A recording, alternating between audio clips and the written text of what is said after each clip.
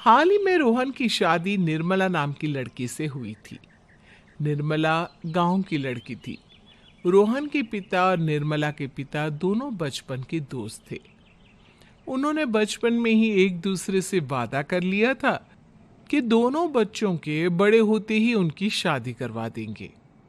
इसलिए वादे के अनुसार रोहन के पिता निर्मला को अपनी बहू बनाकर घर ले आते हैं। निर्मला अपने साथ अपनी गाय भी लेकर आ जाती है और उसे घर के आंगन में बांध देती है। अरे ये क्या माँ, भाभी तो गाय भी लेकर आई है हमारे घर में। अभी घर में गाय बंधी देखकर आस पड़ोस के लोग तो हमारा मजाक उड़ाएंगे ना। हाँ बेटा, तू ठीक कहती है, लेकिन क्या करूं मैं। तू तो जानती है तेरे पिता किसी की नहीं सुनते। अरे ये क्या निर्मला, तुम अपने साथ गाय क्यों लेकर आई हो? आपके शहर में पैकेट वाला मिलावटी दूध मिलता है ना, लेकिन मुझे तो रोज ताजा दूध पीने की आदत है। गाय लाकर मैंने ना बहुत अच्छा किया है। अब हम सब रोज ना गाय का ताजा ताजा दूध पियेंगे। अरे ये सब तो ठीक है, लेकिन तुम ध्यान रखना कि तुम्हारी गाय की वजह से आस पड़ोस के लोगों को कोई तकलीफ ना हो। हाँ हाँ, मैं सब देख लूंगी, आप चिंता ना करें। कुछ दिन बीत जाते हैं। फिर एक दिन, चल बहू, आज हमें बाजार से सब्जी खरीदने जाना है। उसके बाद सुनीता निर्मला को बाजार में ले जाती है। सब्जी के महंगे दाम देखकर निर्मला के तो होश उड़ जाते हैं। ये क्या माँ जी, 1,000 रुपए की सब्जी, ये तो बहुत ही ज्यादा है। अब क्या करे बहू, शहर का तो यही हाल है। ना ना ना, मैं इस तरह पैसों की बर्बादी बर्दाश्त नहीं कर सकती। अब से ना हम इस बाजार से सब्जी नहीं खरीदेंगे। हाँ। फिर अगले दिन निर्मला घर के आंगन की मिट्टी खोद कर वहां तरह तरह की सब्जियां लगा देती है। अरे काव्या, तेरी भाभी तो बहुत अजीब है। उसने तेरे पूरे आंगन को खेत बनाकर रख दिया।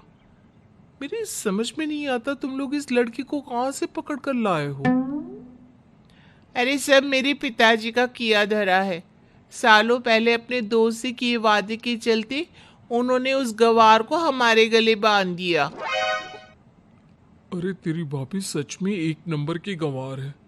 उसे तो ढंग के कपड़े पहनने तक नहीं आते, ऊपर से उसने तेरे घर को गांव का तबेला बनाकर रख दिया है। उन औरतों की बातें सुनकर काव्या को बहुत बुरा लगता है। फिर वो अपने भाई रोहन से इस बात की शिकायत करने लगती है। रोहन निर्मला को समझाने की बहुत कोशिश करता है, लेकिन निर्मला के आगे उसकी एक नहीं चलती। फिर एक दिन रोहन निर्मला को एक शादी में ले जाता है। सभी मेहमान खाना खाने में व्यस्त थे। उधर रोहन भी अपने दोस्तों से गप्पे लड़ाने लगता है। तभी निर्मला तंदूरी चिकन के स्टॉल से ढेर सारे लेग पीस उठाकर अपने पर्स में डालना शुरू कर देती है। घर जाने के बाद इसे फ्रिज में रख दूंगी और कल सुबह मच्छी से खाऊंगी।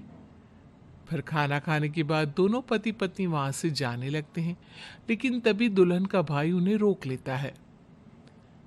अरे ये सब क्या है? मैंने यहाँ खाना खाने के लिए सबको बुलाया था, खाना चोरी करने के लिए नहीं। तुमने पर्स में जो चिकन के लेग पीस छुपा रखे ना, चलो बाहर निकालो उन्हें।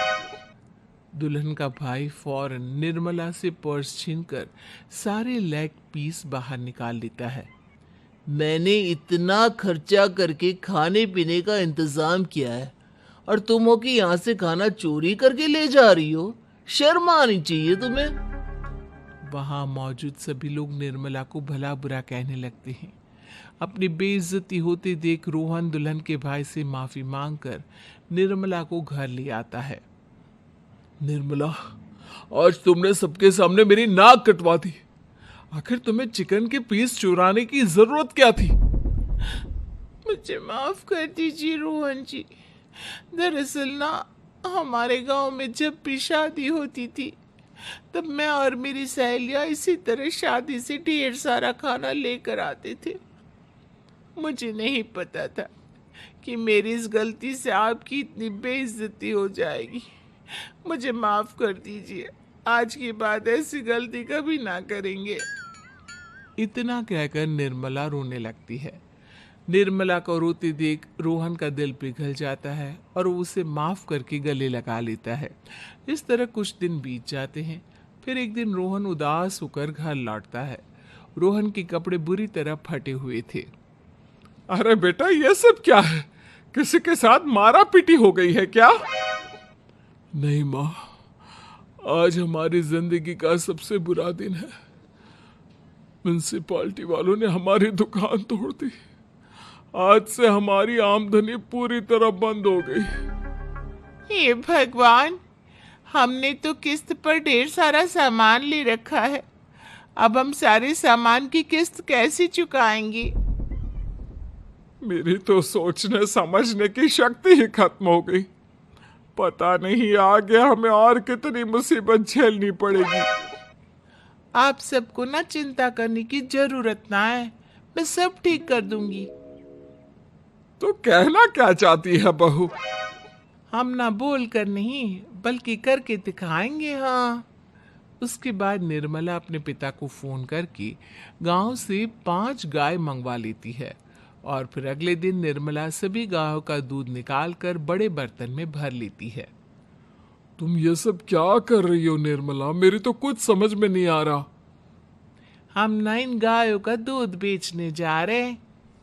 उसके बाद हमारी पैसों की समस्या खत्म हो जाएगी। हे भगवान, बस यही दिन देखना बाकी रह गया था। भाभी दूध वाली बनकर दूध बेचेंगी तो मोहल्ले में इज्जत क्या रहेगी हमारी? सभी लोग हमें तरह तरह की ताने मारेंगे। आप ना ऐसी बेकार की बातें ना करो काव्या जी। जब जेब का पैसा और पेट की रोटी छिन जाती है तो इंसान पहले अपने और अपने परिवार के बारे में सोचता है। और वैसे भी जिस काम से हमारा घर चले उसकी कभी ना बुराई नहीं करनी चाहिए। फिर निर्मला दूध के 2 बड़े बर्तन साइकिल के दोनों तरफ लटकाकर मोहल्ले में घूमने लगती है। दूध ले लो, दूध, गाय का ताजा ताजा दूध ले लो,